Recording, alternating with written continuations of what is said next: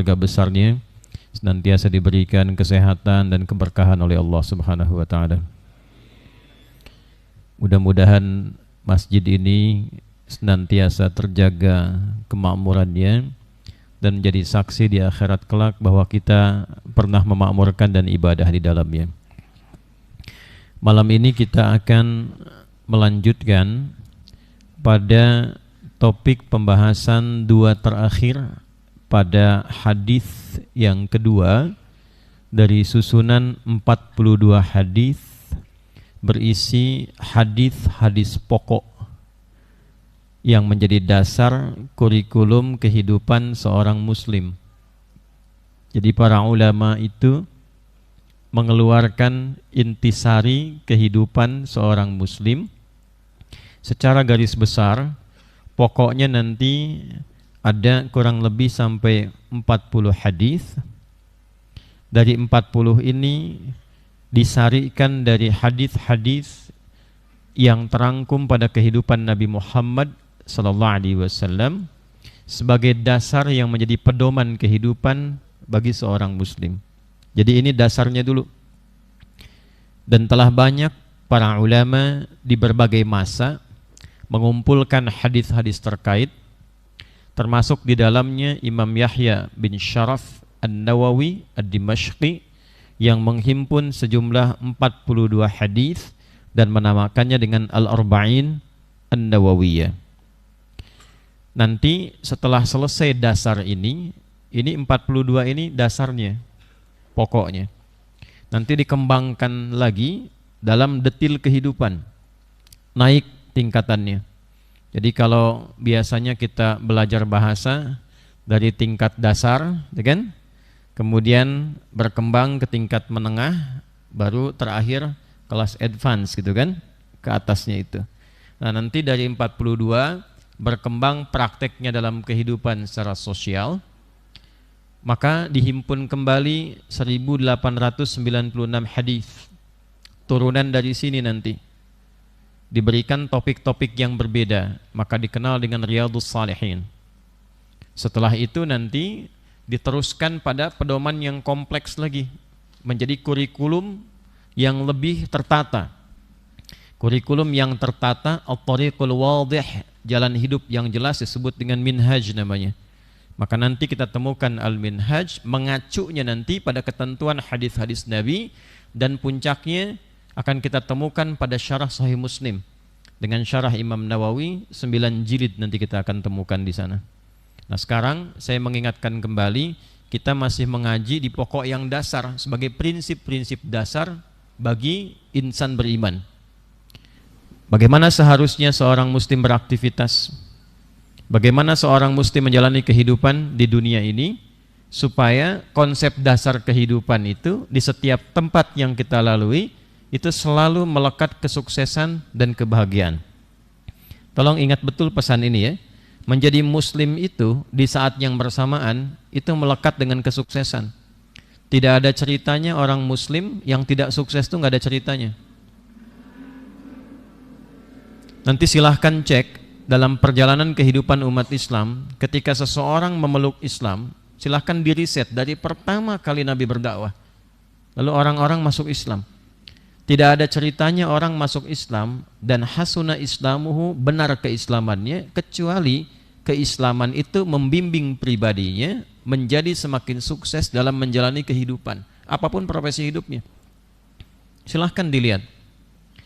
Anda bisa cek bagaimana secara birokrasi yang aktif dalam dunia birokrasi, seorang birokrat seperti sahabat Abu Bakar As-Siddiq, kemudian Umar bin Khattab misalnya, sebelum masuk Islam dengan setelah masuk Islam. Silakan perhatikan.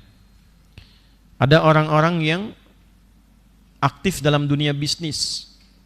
Uthman bin Affan radhiyallahu taala anhu, Abdurrahman bin Auf, Arqam bin Abi Arqam, dan sahabat-sahabat lain ridwanullah alaihim jami'a, sebelum masuk Islam dengan setelah masuk Islam, bagaimana kemudian citra bisnisnya. Dalam dunia militer, Khalid bin Walid radhiyallahu taala anhu, Abu Ubaidah bin Ibnu Al-Jarrah radhiyallahu taala anhu, sebelum masuk Islam dengan setelah masuk Islam, bagaimana kemudian Islam membawa perubahan dalam kesuksesan misinya. Enggak terkalahkan tuh di semua aspek.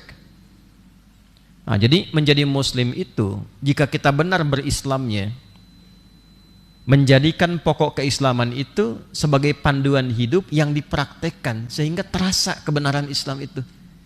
Jadi kalau hanya sebatas klaim dan hafalan, keindahan dan kebenaran Islam itu tidak akan terasakan dengan baik. Bagaimana taunya Al-Quran itu indah? Itu ketika dipraktekkan ayat-ayatnya. Hadis itu benar ketika diterjemahkan dalam kehidupan kita. Jadi menjadi muslim yang seutuhnya. Kedua, mengantarkan pada kebahagiaan.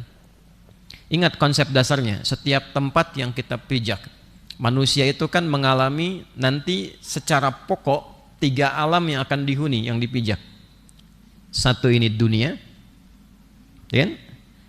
Dari kata dana yadnu dunuwan, sifat lainnya dunia, sesuatu yang cepat, dekat, singkat, rusak, fana. Itu artinya. Ya. Dana, sesuatu yang cepat, dekat. Jadi nggak terasa ya, kayaknya baru kemarin kita ngaji, sekarang ngaji lagi gitu. Padahal sudah berlangsung cukup lama. Tak terasa, sekarang sudah masuk di pertengahan menuju ujung bulan Mei. Padahal rasanya baru kemarin 2026 itu berganti tahun. Itulah dunia. Anda yang kuliah rasanya baru kemarin masuk kampus, tak terasa tinggal berapa bulan lagi selesai gitu. Nah, itulah dunia. Ya. Rasanya masih muda, padahal cucu sudah 10 gitu. Ya. Itulah dunia. Yang kedua, sifatnya rusak. Ya, ini kalau nggak diapa-apain ini, gelas ini termasuk air yang ada di dalamnya, diamkan saja. Diamkan. Nanti sebulan lagi saya ke sini, lihat nih, rusak. Ini sudah tidak bagus. Ini nggak usah diisi air nih, gelas, diamkan saja. Nanti berdebu, rusak sendiri. Itulah dunia. Digunakan dengan cara yang baik, kita rawat, pada akhirnya selesai juga. Ini baju dicuci, dihilangkan kotorannya, dipakai, ujung-ujungnya kan selesai juga, rusak juga. Tidak dipakai pun rusak juga. Itulah dunia. Karena itu memperebutkan yang akan rusak itu kurang kerjaan. Jadi saya kasihan kalau ada orang rebutan dunia itu, saya kasihan itu. Ya, karena memperebutkan sesuatu yang sebetulnya potensi rusak. Yang baik itu bagaimana? Dirawat instrumen dunia itu untuk memberikan manfaat sementara pada kita, karena semua sifat yang ada di dunia ini termasuk kehidupan kita sifatnya sementara, nggak ada yang abadi. Ya, umur kalau tidak dirawat rusak dan akhirnya selesai tanpa sadar, selesai saja. Ya.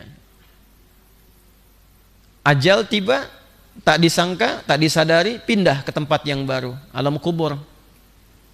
Kemudian dari kubur itu kan waiting room sementara kan, di barzakh.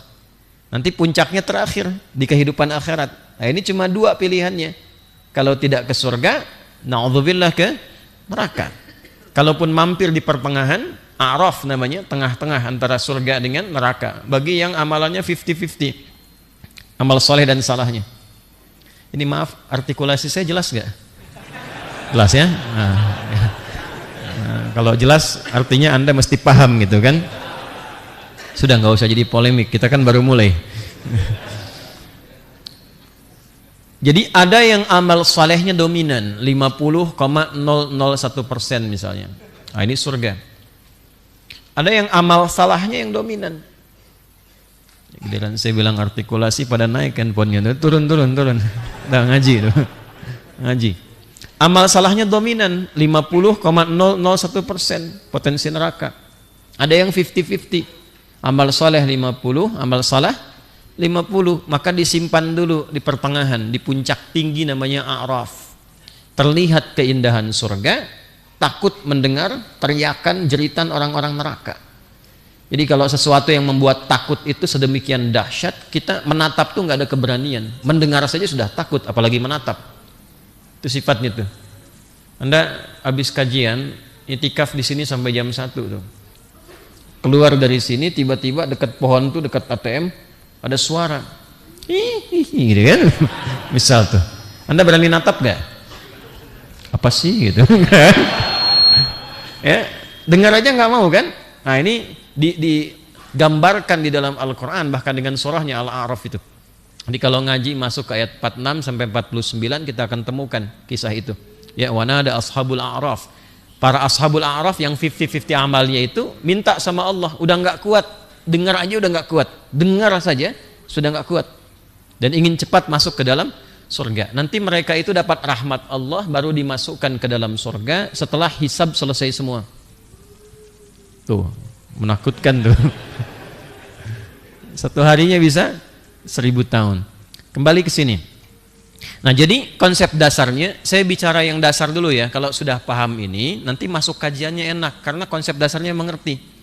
Saya lebih senang Anda paham dibandingkan menghafal. Ya, pahami dulu, setelah paham kita praktekkan. Nah, ini kalau kita satukan, jadi pekerjaan dunia kita mesti mengantarkan kita untuk meraih bekal positif ke tempat selanjutnya. Karena konsep dasar perpindahan itu mesti ada bekal.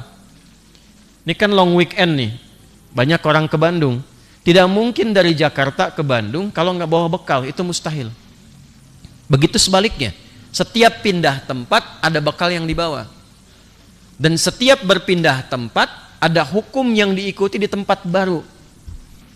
Anda akan pergi ke Singapura, ke Malaysia. Anda ketika tiba di Singapura atau di Malaysia, Anda harus menaati hukum setempat, termasuk ikut ke toilet pun ikut hukum toilet Malaysia. Nggak bisa hukum toilet Cicahem dibawa ke Malaysia misalnya. Diikutin hukum setempat, itu yang kita ikuti. Perangkat setempat itu yang kita gunakan. Mata uangnya sudah berbeda, diselipin hukumnya mungkin ada penyesuaian. Setiap tempat ada bekalnya, ada hukumnya. Jadi interdunia saja, interdunia, berpindah satu tempat ke tempat lain di dunia, itu sudah menyiapkan bekal dan menyesuaikan hukum. Sekarang kita mau pindah alam. Pindah alam antum tuh. Sama kita. Pindah tuh ke barzah. Terus kita menginginkan hukum yang sama dengan dunia, mustahil. Perangkatnya pun kita lepaskan, menyesuaikan dengan tempatnya. Bajunya nggak begini lagi, dilepas semua perangkat dunia. Makanya diumumkan di masjid-masjid itu telah meninggal dunia, meninggalkan dunia dengan segala instrumen dan kelengkapannya. Selesai, pindah ke tempat baru. Hukumnya baru, keadaannya baru. Pertanyaannya, apakah orang yang akan berpindah ke kubur saja sudah menyiapkan bekal yang positif supaya kehidupan di kuburnya berlangsung sukses dan membahagiakan, nyaman? Nanti dari situ pindah lagi ke puncak terakhir, bekalnya disiapkan enggak? Nah, ini kalau enggak siap, persoalan. Bersyukurnya kita menjadi muslim, konsep kehidupan kita itu amalnya terintegrasi. Semua pekerjaan dunia itu kalau kita kerjakan dengan pola yang benar, di saat yang sama juga mengumpulkan dan menghasilkan bekal perpindahan ke alam kubur dan ke akhirat. Ini yang semacam ini tidak ditemukan di keyakinan manapun. Anda boleh cek. Termasuk referensinya di kitab utamanya, di firman Tuhannya, Al-Quran kita punya, penjelasannya hadis, nabinya jelas, profilnya jelas, biografinya jelas, lahir di mana, tugas di mana, wafatnya seperti apa, keluarganya bagaimana. Tidak ada satupun di muka bumi yang sampai hari ini hidupnya jelas dari sebelum lahir sampai dengan wafat, meninggalkan apa bisa dilacak tempatnya, kecuali Nabi Muhammad SAW. Nah, ini kurang apa lagi untuk membuktikan kebenaran Islam? Tapi tidak cukup sampai situ saja menjadi kebanggaan. Dipraktekkan petunjuknya. Nah, pola kita menjalani kehidupan di dunia tanpa meninggalkan aktivitas dunianya yang positif. Anda tetap aktif. Anda yang di dunia militer tetap jalani itu. Dan jangan tanggung sampai sukses. Anda yang belajar di kampus, silahkan kuliah. Anda yang jadi dosen, silahkan mengajar. Anda yang bisnis, silahkan bisnis. Yang dagang-dagang. Tapi bagaimana saat dagang itu dengan cara dan pekerjaan yang sama, saat dikerjakan mengumpulkan juga bekal akhirat. Nah, inilah yang disebut dengan ibadah di dalamnya. Bagaimana mengkonversi satu amal, amal itu pekerjaan. Pekerjaan itu bahasa Arabnya apa? Amal. Ya kan? Bagaimana mengonversi sebuah pekerjaan dunia saat dikerjakan itu punya nilai kuburnya, punya nilai akhiratnya. Hal yang melekatkan pada pekerjaan menjadi perbuatan positif untuk bekal di tempat yang kemudian, itu yang disebut dengan ibadah namanya. Apa namanya? Nah, ketika perbuatan itu menjadi ibadah, dipandu dengan panduan tertentu supaya jadi ibadah. Misal, ini contoh langsung ya, supaya tidak bingung. Nah, dalam ungkapan disebutkan dengan contoh itu menjadi jelas sebuah perkara. ini ada kegiatan namanya minum, pekerjaan. Kayak antum minum tuh. Ya. Itu aktivitas kan, itu amal namanya. Minumnya kan tetap sama dengan yang lain minum juga. Mungkin gelasnya sama, isinya sama. Tapi bagaimana caranya ketika kita minum, efek dunianya dapat, efek akhiratnya bisa diraih. Efek dunia itu menghilangkan haus kan, kegiatan minum itu. Caranya sama, sama-sama diambil dengan tangan kemudian diminum. Pembedanya apa? Ketika perbuatan amal ini diniatkan sebagai ibadah, dipandu oleh panduan agama dalam syariat. Khudh biyaminika ma yalik, ambil dengan tangan kananmu. Samillah, sebut nama Allah. Bagaimana caranya? Kul, katakan bismillahirrahmanirrahim. Paling singkat bismillah. Baru minum. Bismillah. Selesai satu, saya bukan ingin tunjukkan saya haus, bukan. Enggak, saya serius. Kalau haus saya minum banyak. Setelah kita minum sedikit misalnya, tutup dengan alhamdulillahirrabbilalamin. Selesai. Maka tidak ada bagian setan ikut dalam minuman itu. Walaupun sedikit jadi energi nanti. Energi yang positif, itu berkahnya. Poinnya adalah kegiatan minum menghilangkan haus. Bismillahirrahmanirrahim merubah rutinitas minum menjadi ibadah. Itu yang hadis pertama dulu. Nah, nanti ketika diucapkan bismillahirrahmanirrahim dengan ibadah, dituliskan poin bekal akhiratnya. 10 kebaikan. Merubah kegiatan dunia menjadi punya nilai ibadah, bahasa Al-Qur'annya disebut hasanah namanya. Apa namanya? Hasanah. Nah, nanti dari perbuatan hasanah itu diberikan kompensasi bekal akhiratnya, dituliskan. Itu yang kita sebut dengan pahala. Bahasa Qur'annya ajrun namanya. Apa namanya? Ajrun. Begitu perbuatan menjadi baik, ya, sesuatu yang dinilai baik oleh agama disebut soleh, amal soleh. Ya, perbuatan menjadi amal soleh, maka diberikan kompensasi untuk bekal pindah ke alam yang baru, namanya ajrun. Jelas? Baik. Nah, nanti ketika itu diberikan, perbuatannya disebut dengan hasanah. Sekali perbuatan hasanah, maka ada 10 ajrun di dalamnya. 10 pahala. Itu ditemukan di Quran surah ke-6 ayat 160. Quran surah ke-6 ayat 160. Man jaa'a bil hasanati falahu asyru amthaliha. Siapa yang mengerjakan satu perbuatan yang terkonversi menjadi bekal akhirat, maka dia mendapatkan 10 poin untuk akhiratnya.